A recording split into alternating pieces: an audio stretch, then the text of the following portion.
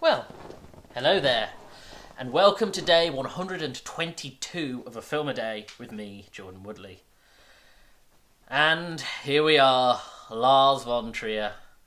Um, like many people who have delved into the filmography of famed, controversial director Lars von Trier, the beginning of my journey with his works has been intense, to say the least. I remember being at university, and like many people at university, I was experimenting. But in my case, it was with film, and of course that meant I was watching all manner of intense, not recommended for mainstream films. That's things like Irreversible or Sallow, 500 Days of Sodom.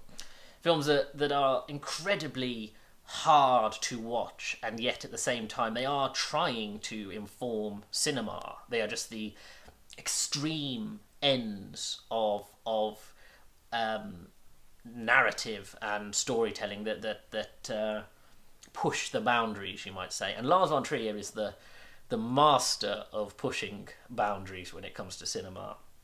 And so I ended up, my first film that I saw of his was Antichrist, which, though beautiful, and the cinematography of it being just this tour de force of creativity and style, it's a very intense film. It's a kind of watch that you need to be ready for before going in.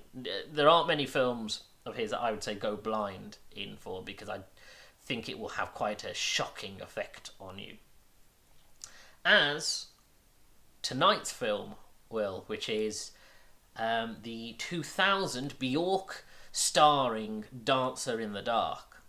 Now, just to give a context of why I've chosen this, once again, I was watching another one of the Cinefix movie lists that, of course, I've recommended on here before. This time looking at the top 10 movie endings. And the ending of a movie is a strange place, I suppose, to sort of be drawn in. But, of course, endings are a really important part, you might say vital, of the storytelling mechanic.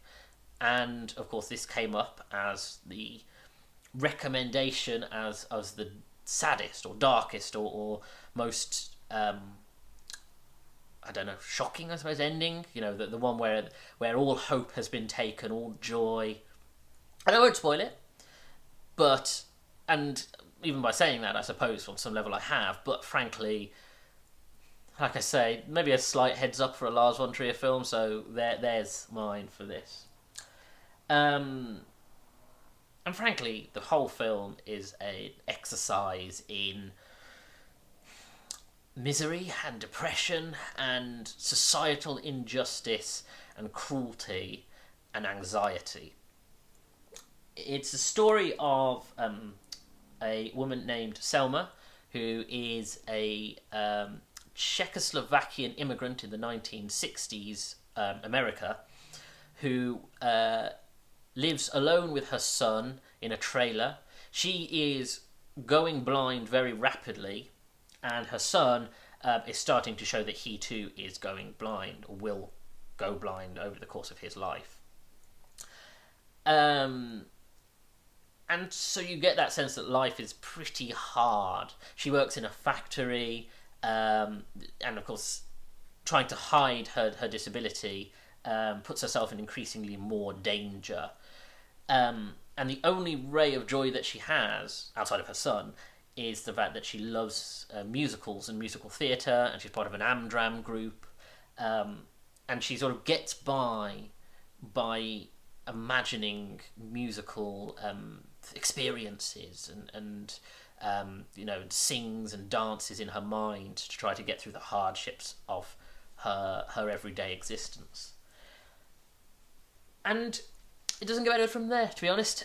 The first act of the film is, like, as I say, an exercise in anxiety, where, as an audience, we know she is going blind, but she is hiding it from a lot of the people around her, particularly in an employment context, or situations where she's under threat, and there is a lot of threat. This whole, like I say, the first act creates this environment where everything and everyone could be a threat to her. She's in an incredibly vulnerable position, and again, it highlights the vulnerability in the fact that she's a young woman, the fact that she's an immigrant, the fact that she's a single mother, and the fact that she's disabled.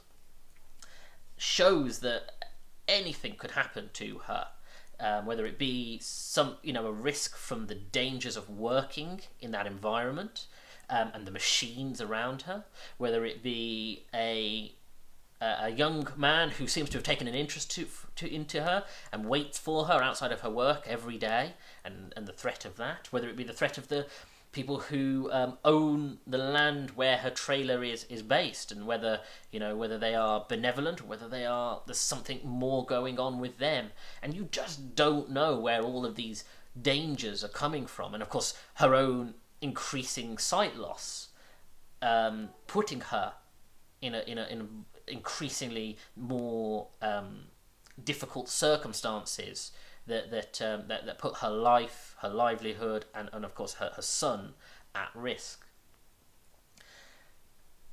And again, like I say, it's the anxiety of it is ever present, and I suppose that's why you have the musical element of it, because it's the only relief.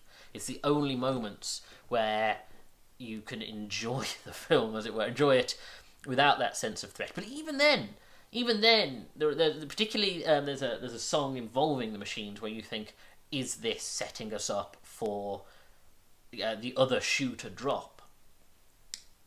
And it is an incredibly dark film. It is a difficult watch.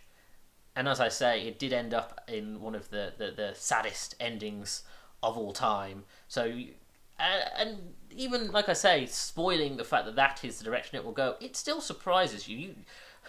The way that things play out, I think you don't necessarily expect what happens to her to happen.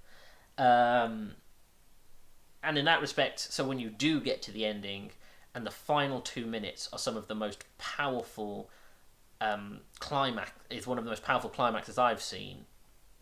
And that, again, like I say, this has such a sharp ending that it's definitely going to stay with me for a while, and it's the reason I watched this in the first place.